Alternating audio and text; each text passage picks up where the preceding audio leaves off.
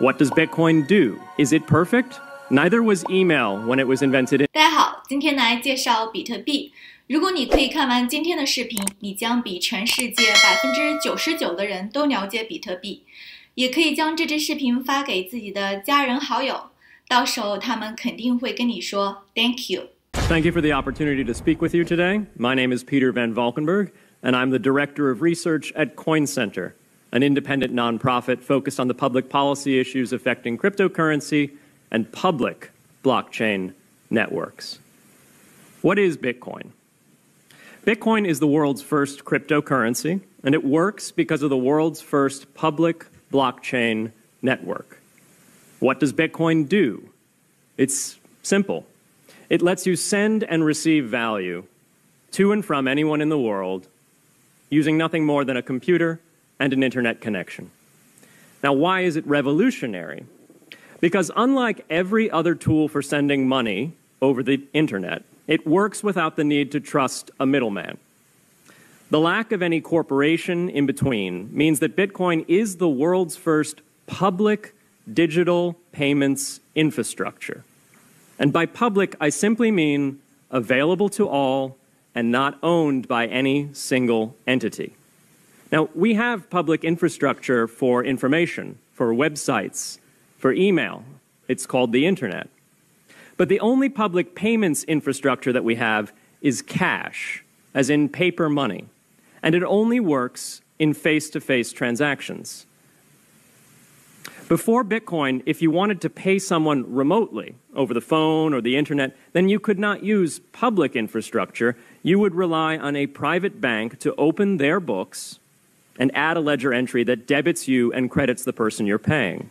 And if you both don't use the same bank, well, then there'll be multiple banks and multiple ledger entries in between.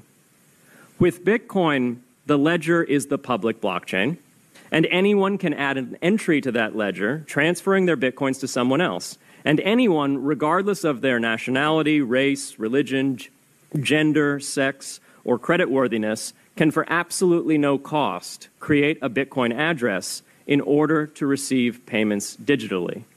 Bitcoin is the world's first globally accessible public money. Is it perfect? No. Neither was email when it was invented in 1972. Bitcoin's not the best money on every margin. It's not yet accepted everywhere. It's not used often to quote prices, and it's not always a stable store of value. But it is working, and the mere fact that it works without trusted intermediaries is amazing. It's a computer science breakthrough, and it will be as significant for freedom, prosperity, and human flourishing as the birth of the internet. And Bitcoin is just the beginning. If we can replace private payments infrastructure, then we can replace other private choke points to human interaction as well. Now, why should we want to build more public infrastructure? Why should we embrace blockchains over corporate intermediaries? Why should we tolerate their inefficiencies and work to make them better? Why should we want the pioneers of this technology here in the United States and not fleeing overseas? A simple reason. Because the corporate intermediaries providing today's critical but privately owned infrastructure are becoming fewer, larger, and more powerful, and their failures are increasingly grave. So roughly half of all Americans, 143 million people, had their Social Security numbers exposed to hackers because of a breach at Equifax. The SWIFT network has relayed hundreds of millions of dollars in fraudulent transactions because of hacked member banks in Bangladesh, Vietnam, Ecuador, and Russia. The FBI suspects now that the largest of these hacks was perpetrated by North Korea. Corrupt, low-level employees at an Indian bank, Punjab National, were able to fraudulently certify SWIFT messages stealing $1.8 billion. It's the largest electronic bank robbery in history. In fact, it's the largest bank robbery in history. In October 2016, an estimated 1.2 million internet-connected devices were hacked and turned into a botnet that for several hours made prominent websites unavailable across Europe and North America, including CNN and Fox News, the New York Times, and the Wall Street Journal. Increasingly, physical machines are being connected to the internet to augment their capability. They're wired through servers that are owned and maintained by private and trusted intermediaries, the so-called Internet of Things. Pacemakers from St. Jude's Hospital have been hacked. Baby monitors from TrendNet have been hacked. And Jeeps from Jeep have been hacked to the point where they can be remotely commandeered and driven off the road. Now, those vulnerabilities are inescapable in systems that have single points of failure. It doesn't matter if the point of failure is a corporation or if it's a government. There shouldn't be a single point of failure. Similar choke points existed before the internet. If you wanted to deliver a message, you'd have to go through one of 3 television broadcasters or a handful of newspapers. Private corporations are essential, but no critical infrastructure should rely on 1 or 2. The internet removed single points of failure in communications infrastructure and ushered in a wave of competition among new media corporations building on top of its public rails. Blockchains can similarly disintermediate critical payments and IoT infrastructure. The technology is not yet ready to answer all of those questions today, but it is our best hope. And as with the internet in the 1990s, we need a light-touch, pro-innovation policy to ensure that these innovations flourish in America for the benefit and security of all Americans. 还有一个剪辑只是为了扩展这一点，这是前美国货币监理署代理货币主计长布莱恩·布鲁斯说的，解释了 Web1、Web2 和 Web3 之间的差异。So the characteristic of Web1, if people remember their original AOL account, was an ability to look in a curated walled garden at a set of content that was not interactive but was presented to you on AOL the way that Time magazine used to show you the articles they wanted you to see inside of their magazine. Just you could see it on a screen.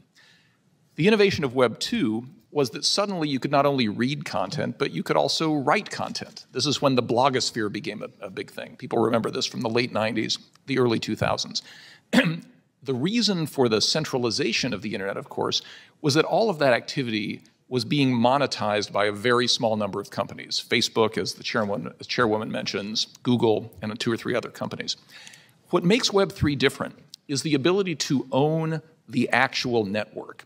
And that's what crypto assets themselves represent, is an ownership stake in an underlying network. So when you hear people talk about, for example, layer 1 tokens, what they mean is this is your reward for providing the ledger maintenance services, the computing power to the network that on Web 1 and 2 was done by Google, right? So now people in my hometown of Pueblo, Colorado can actually own the Ethereum network, but they can't own the internet. That's owned by Google and a few other companies.